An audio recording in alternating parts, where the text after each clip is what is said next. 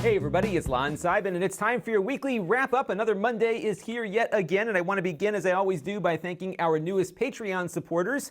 We have Richard Barubi and Gary Johnson, who gave via the tip jar. I want to thank everyone who contributes on an ongoing basis, as well as everyone who watches on an ongoing basis, too, because all of those things equal channel growth. And this week's non-ad on the wrap-up is a reminder that Amazon Prime Day is starting tonight at 9 p.m. Eastern Time if you are watching this on Monday, and then it will be going all day on July 11th. You can click that link down below. That's an affiliate link, so you can get all the details on all the deals that will be happening throughout the day. Usually you can pick up a pretty good price on something. I got a good deal on a Samsung TV last year, so definitely check it out. If you're not a Prime member, this link will help you become one very quickly, so you can take advantage of the deals, and you might actually come out ahead of the game too, depending on what you get. So what did we do this week on the channel? Well, on the Extras channel, we took a look at the Mix 320 unboxing. We also tore down the Lenovo 710S that I reviewed this week.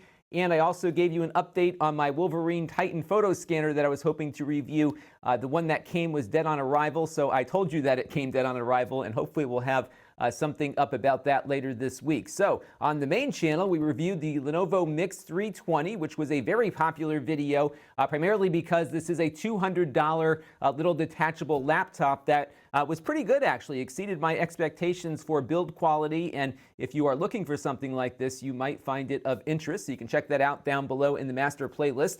We also finally got to our HP page-wide review, and somehow I got to figure out how to get that printer back to them, but it's a new printing technology from HP that rather than having an inkjet head go back and forth over the paper, it sprays ink onto the paper as the paper is going through. And I showed you how it works and gave you my impressions on that in that review, so you can check that out in the master playlist.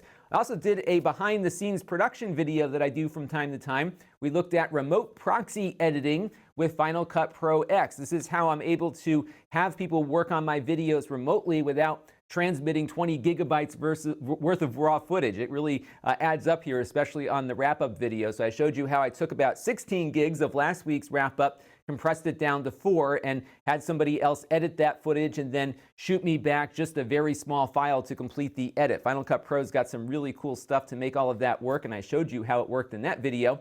And we also took a look at the IdeaPad 710S Plus from Lenovo. We had 2 reviews this week because I wasn't expecting the other machine to arrive as quickly as it did. And this is a mid-range laptop, kind of a refresh of last year's model, but a bunch of you found that one of interest as well. And now it's time for a couple of things that are on my mind. This is week 18 of me doing this full time, and I've got another little bit of traveling to do this week. I'm going to go to CE Week New York, which is another one of these events where a bunch of consumer electronics companies gather and they let the press in to talk to all of them. What's interesting about CE Week is that these are smaller companies, kind of the startups that have some interesting stuff sometimes. So I'll be on the lookout for new and unique gadgets at that event, and that will be taking place on Wednesday. So I will be back with you maybe Thursday with a recap of what went on there. If nothing really interesting sparked my interest, I will probably just work it into next week's wrap-up, but I'll probably do a little video of what I found at that event, so be on the lookout for that. And in the news this week, you're likely going to be hearing a lot about net neutrality. A group called Fight for the Future is having a day of action on Wednesday where they're hoping to get as many U.S. citizens as possible to fill out this form and send a letter to their members of Congress as well as the Federal Communications Commission, because the FCC is about to reverse its order that it made in 2015 to regulate ISPs like public utilities. And they put that order in place under the Obama administration to enforce net neutrality. In other words, preventing a company like Comcast from treating this YouTube video differently than it might a video from one of their own properties. And right now they can't do it, but if you take this regulatory framework away, they might be able to in the future. Now, Fight for the Future has a bunch of websites signed on to this effort to promote this petition. You'll see a few of them up here, including Pornhub, but also Amazon and Netflix signed on. I did not see Google and Facebook on this list, and I did a little more research, and it turns out they are supporting the effort. There was an article in Forbes that Google and Facebook have signed on to the campaign, but they haven't indicated what they plan to do to promote it. And Google and Facebook, given the size of those two companies and the influence that they now have with members of Congress, are, I think, taking a very different approach, which is to lobby behind the scenes and work this out in a way that might give them a better piece of leverage, perhaps, when this does actually get to Congress, because I think that's where this is going to go. The FCC is going to reverse this decision. There's no question about that, forcing the issue back over to Congress. And the reason why it went to the FCC in the first place was that Congress wasn't doing anything for so long on this particular issue. And I think that's where Google and Facebook will be putting up their fight behind the scenes with all of their expensive lobbyists. And back when I was covering the SOPA and PIPA debate, which was when the music and movie industries tried to change the architecture of the internet to prevent copyright infringement, Google really wasn't out there in front of members of Congress the way the movie and music industry were with their lobbyists. And I think Google learned its lesson, a very hard lesson there, that they came very close to losing a lot of ground and potentially creating a lot of regulation around the internet by not having a seat at that table. So now they've invested very heavily in lobbying, and I think that we're going to see less of Google and Facebook making these public stances over these kinds of fights, especially when it comes to net neutrality. Now, for its part, we should definitely cover all sides of this issue here. Comcast says they do support a fair and open internet, but they want congressional action on it, not the FCC. They don't want to be regulated like a utility, even though they have a monopoly over many parts of the country, this very town where I live in included. But they want to see some congressional action that does provide some protection, but not in the way that is currently being brought about with the FCC stepping in. And one of the issues we're running into now is that the status quo has been the status quo for so long that it's going to be very difficult to make this change happen, I think. And I think Congress is very reluctant now to step into the middle of it. This is a multi-billion-dollar industry now. And if you look at something like the Digital Millennium Copyright Act, they made a lot of important changes to the copyright law here in the United States before all of the stuff like YouTube and the web really came into being. It was very much in its infancy. We're now going to be making adjustments to a pretty mature industry right now here in the U.S. And Comcast says they support a fair and open internet, but I don't know if that really fits within their corporate culture here. But they have said in their blog here, to be clear, and this is the guy from Comcast writing, Comcast supports strong, legally enforceable net neutrality protections that ensure a free and open internet for all of our customers. We do not and will not block, slow down, or discriminate against lawful content. However, it doesn't say they will not allow some content to go faster. It also doesn't say that they might at some point in the future decide that maybe YouTube will count against your monthly data cap, but Comcast content won't. And I think any opportunity that Comcast and other cable providers have to create some kind of artificial scarcity in their bandwidth, they are going to do it. And consumers will ultimately go to the content that doesn't cost them any money, whereas watching a YouTube channel might. And that's my big concern, but we'll see how this plays out. And I think ultimately Congress will finally have to deal with this issue, which is what I hope they will do. Now, there are a number of ISPs that are supporting getting this Title II regulation lifted because it does potentially put a burden on a smaller company having to act like a utility. But there are other small ISPs, according to this Ars Technica article, that are in favor of keeping it in place for this reason, which is not about net neutrality, but it's about access to utility poles. In this article, Google even noted they had trouble getting access to utility poles for their fiber project because these monopolies control the poles, and although they have to allow certain competitors on the poles with them, they kind of drag their feet to get those competitors' wires up to compete with them. And this was an issue that came up before this regulatory effort happened. So this congressional bill might actually have a lot more to it than just net neutrality, because if the FCC and members of Congress really want competition, they have to really make it happen at this point, or at least knock down some of the barriers that are in place. And many companies, even though they're against regulation, often become for it when it might benefit their business. We saw that with SOPA and PIPA with the record industry,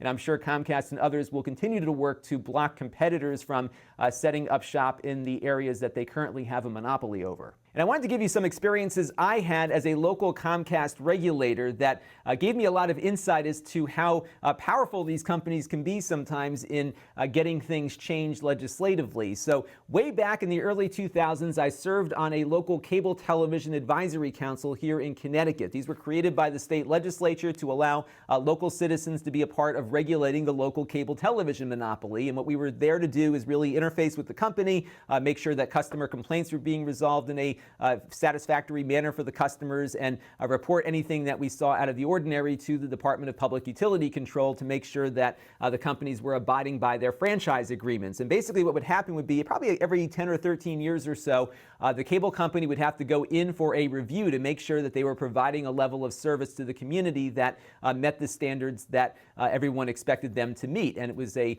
very good system because it did require the company to actually do things for customers or risk losing their opportunity to have their local monopoly. And one of the requirements that Comcast had was to have a cable television access station, which I had a show on back in 1989 or so. And I did that in 89, 90 or so. And then I went off to high school to graduate and went to college and graduated. I came back in 98, 99. I wanted to start up some new show. And I walked into the studio there, and all of the equipment was exactly the same as it was back in 1989. Yet at home, I had a DV camcorder, and I was editing nonlinear on my PC with Premiere and everything. None of that equipment was at the cable station. They were basically back in the 80s still, with nothing ever invested into it. And I joined the council and started looking into this a little more, and I saw that the law required that Comcast have certain standards for the station that they had to meet. One was enough square footage, which they were lacking. They also lacked the ability to shoot a broadcast live to tape, for example, and also have somebody editing at the same time. They just didn't have enough rooms to accommodate those two functions nor the equipment. So I got on the council and we called Comcast on it and said, hey, you're not meeting the letter of the law here with your cable access station, and you really should be getting there because your franchise renewal is up in a couple of years. And sure enough, without having to have any DPUC regulatory action, Comcast acted and changed everything and renovated the studio, bought new equipment. It was great to see them act so quickly, partly because they were fearful of losing their very lucrative franchise agreement to continue that local monopoly. And wouldn't you know, right after the end of the legislative session, after all this stuff got resolved, the law changed, and their lobbyists went out and were able to convince members of the legislature to modernize the law and take out some of these things that really spelled out very clearly what they were supposed to do to meet their local cable television station requirements, which really was surprising to me that they could operate so efficiently and so quietly. There was never a news article about this. It just happened. And one day the law was this, the next day the law was that, and all of those requirements that we called them on were gone. Pretty crazy stuff. And we also had another issue related to that cable access station, which was that Comcast was not supplying enough funds to that station to keep it up and running. They were required to invest a certain amount of money in upkeep for the station. I think it was at the time $137,000 a year, and they were spending about taking $23,000 out of that requirement to account for accounting fees. And they found every possible thing they could to deduct from that overall contribution. They were even putting in the depreciation losses on a pair of headphones into that total. They really worked very hard to do that. We went after them on that and filed a complaint with the Department of Public Utility Control, and we won. In fact, the DPUC found that Comcast failed to sustain their commitment to the community, and they were required to put more money into it. But they were very good. It was us versus their law firm, their accountants, and they had a lot of documentation. There was pages upon pages of stuff that they submitted to try to defend themselves in this case. But ultimately, the little guys and gals here won. But that is very rare that that kind of thing occurs. And on this net neutrality argument, a couple of years ago, I interviewed somebody who's an activist in this area who said it's just so difficult to even make a dent in your side of the argument, especially on something like net neutrality, because they have so many resources that they can pour in. They could probably have somebody meeting with multiple members of Congress at the same time, whereas these little groups that are trying to fight for consumers are lucky to have even one or two people that can take that time. So it's a very David and Goliath battle here, and these corporations, especially these monopolistic entities, will fight very hard to maintain those monopolies. It's their fiduciary duty as a public corporation to do so, and we as consumers have to find ways to fight that. And I think your members of Congress do need to hear from you on your thoughts about this. I think the FCC portion of this regulation at the moment is dead. They're going to remove that Title II, but the real fight here is Congress, and I'm hoping that we can get something decent here that protects content creators like me and perhaps you, but also gives us the ability to have some competition as well. So let's see what happens here. It's going to be a long battle. I don't think anything's going to change overnight, but we'll be hearing a lot more about net neutrality in the months and years to come. Now we'll do some lighter topics today in our Q&A section. And our first question here comes in from Angel AR, responding to the recent review that I did of the $200 Lenovo detachable tablet, who says, isn't it odd how Microsoft sells a $1,000 laptop with Windows 10 S, yet many of these laptops that are $200 or less run full Windows 10? And absolutely, there will be, when we get into the back to school season, I expect within the next month or so, a whole slew of new laptops coming out that will be running Windows 10 S that will still be around the $200 price tag. I'm guessing here that Microsoft is going to be providing Windows 10 S at a significant discount over a regular version of Windows 10, which will be enticing to these manufacturers who might be able to get a little more margin out of these cheap PCs. I don't know what they're charging them right now for Windows 10 Home, which usually shows up on a $200 PC, but I am sure there is some financial incentive here for them to pay less for that license. And I think, unfortunately, that's where it's going to go. It's a win-win for them, at least, because the manufacturer can make a little more margin with a lower cost software license, and Microsoft has the opportunity to make a little more after the first of the year when they're going to charge $50 to unlock the regular Windows version. I would be okay with Windows 10 S if it was provided to everyone for free, because as you know, I test a lot of PCs here on the channel. It would be nice to have a legal copy of Windows that I can install on something that I'm testing, especially if I just need to install things from the Windows 10 store, as opposed to having to get a license every time I need to do something. So we'll see where it goes. I would love Windows 10 S, though, to be that option, that I could have something free that I can use and then upgrade for $50 to something more useful if I need to do that down the road. But who knows if that'll happen, but be on the lookout. That will be on your $200 computer coming up later this month, I think. And Stacy Luster writes in with a question about why so many manufacturers are moving in the direction of soldering on RAM and storage and such in their laptops. And I think the reason really comes down to cost. If you have a memory module, you probably have to have somebody insert that module into the motherboard before you put the whole thing together. You can automate that process if you solder those chips onto the board. And I think that's probably the primary driving factor here as to why we're seeing less upgradable laptops these days, because there's less labor involved in having a laptop that doesn't require somebody having to stick chips into it to finish off the process of building it. But also because consumers want thin and light, and the thinner you can make something, the more attractive it's going to be to consumers, and that's also a driving factor here. And it works out very well for manufacturers because, first of all, it drives down their costs. They have less labor costs in building the computer to begin with, but it also means that when we get out about 2 or 3 years and that 4 gigs of RAM isn't cutting it anymore, you got to buy a new computer versus just being able to upgrade it. And I think that is where we're going to see the industry headed here. They need to keep moving PC units, and that's a great way to do it. And one of my favorite vegetables, Broccoli, wrote in talking about a lot of the low-end hardware that we review here on the channel. And one of the reasons why Broccoli loves this channel is because I cover so much of it, and I'm always on the lookout for cheap stuff. I was very excited to get that Lenovo Mix in because $200 PCs really made this channel, and I'm always eager to find things that don't cost a lot of money but can be very useful. And that is why I'm going to turn this question back to all of you for our Q&A for you this week. I need more ideas for products to review in that price category. It can be a computer, it can be anything consumer electronics related, because I'm always on the lookout for inexpensive stuff. So definitely let me know. Take a look at GearBest's website also, because we can get stuff in from them. So if you are finding things that are intriguing to you that don't cost a lot of money, do let me know down in the comments section, and I'll try to get more of that stuff in, because I am always looking for that stuff. And right now I'm not finding much. I get a whole bunch of it in all at once right when it all comes out, and we'll be seeing that with back to school season, I'm hoping very soon, but I need more. So please, please, please comment down below on some of the inexpensive gear that you're finding, along with some links as to where I can find it. So that is a request for all of you. And speaking of personal computers, our channel of the week this week is the Computer Chronicles. This was a show that I used to watch as a kid growing up in the 80s and 90s about the personal computing industry. It started in '83 and it ran all the way to 2002. And what they've done with all the content was released it into the Creative Commons. So there's a huge archive at archive.org, and there's also this YouTube channel which has a lot of the content, although I don't think they have all of it, but a lot of the good stuff is probably in this YouTube channel here. And they've got it organized out by year so you can see what was hot in each particular year. They covered personal computers, a lot of consumer electronics. They also did a few episodes with video game systems so you can see what Sega was talking about when they first released the Sega Genesis, for example. A lot of cool stuff if you're into the history of this industry, as I am.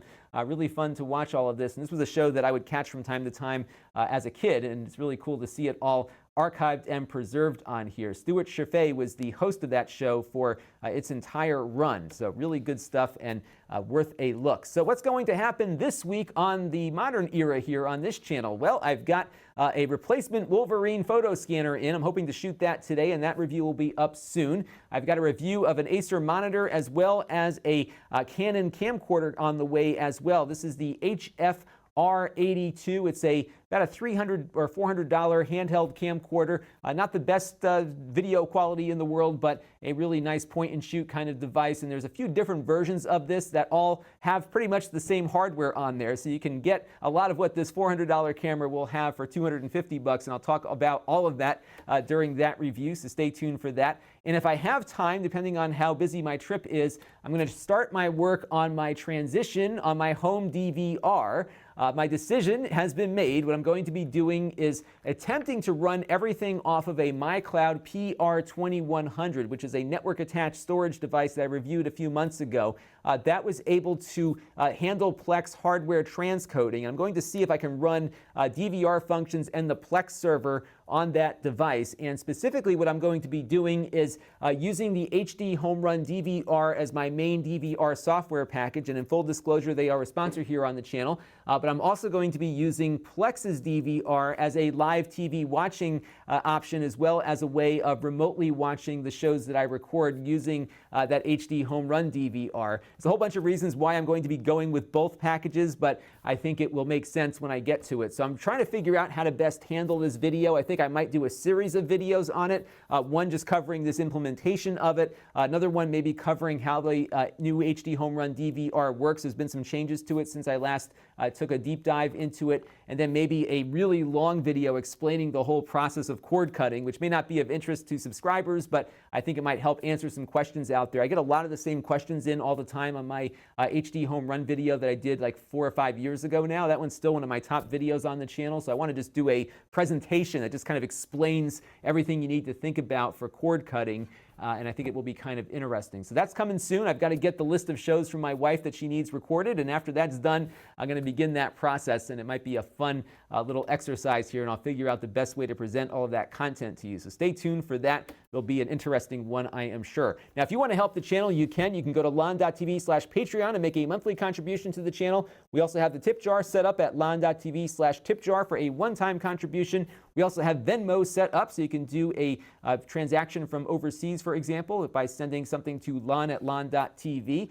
And we have our ongoing relationship with Plex with their affiliate program. So if you go to lon.tv/Plex and sign up for a free account, you will help the channel out with a small commission without having to pay anything. And you can also gift a Plex Pass subscription to a friend or family member, and we'll get a commission of that as well. I've got lots of channels now. We've got the Extras channel at lon.tv/extras for supplementary content, the podcast feed where you can find this show and many interviews that I do in audio form at lon.tv/podcast, and I should show up on most of your popular podcasting applications. And we have the Snippets channel set up at lon.tv/snippets, where I have smaller portions of these longer videos posted for better search optimization. So I'll pull out a few segments from this thing and a few reviews that I do, a nice little reference point. So if you don't mind subscribing over there and helping me build up its initial traffic, that would be great. Lon.tv/snippets. And then my live streams are archived at lon.tv/livestreams. And I might do another one of those soon, depending on how well my DVR project goes. Maybe I'll invite you in to watch me try to get it all working. And I do encourage you to click that bell to be notified whenever new videos pop up here on the channel. It helps keep you connected with all the stuff that I'm doing in case the YouTube algorithm doesn't like showing you my stuff anymore. If you want to engage with the channel, you can go to lon.tv/email for my monthly email, which is way behind. I need to get one of those out. My Facebook page is at lon.tv/Facebook, and the store where you can buy some of the things that I review here on the channel is at lon.tv/store. And if you want to get an alert every time I update that store, you can sign up for an email alert right there. And that is going to do it for this week's weekly wrap-up. I want to thank everyone for your ongoing support and suggestions and questions and all the other good stuff that you're doing here to help this channel continue its growth. And I really do appreciate everything you do for me and the channel here. And let's keep going. We're going to have another great week, hopefully, here on the channel with some traveling to New York City involved as well. So thank you all again. This is Lon.TV, and thanks for watching. This channel is brought to you by my Patreon supporters, including gold level supporter Cody Falk. If you want to help the channel, you can by contributing as little as $1 a month.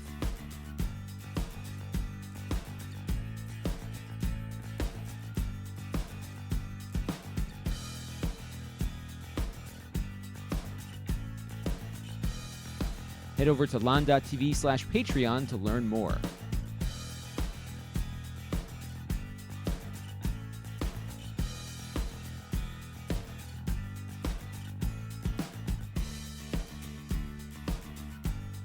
And don't forget to subscribe. Visit Lon.TV/S.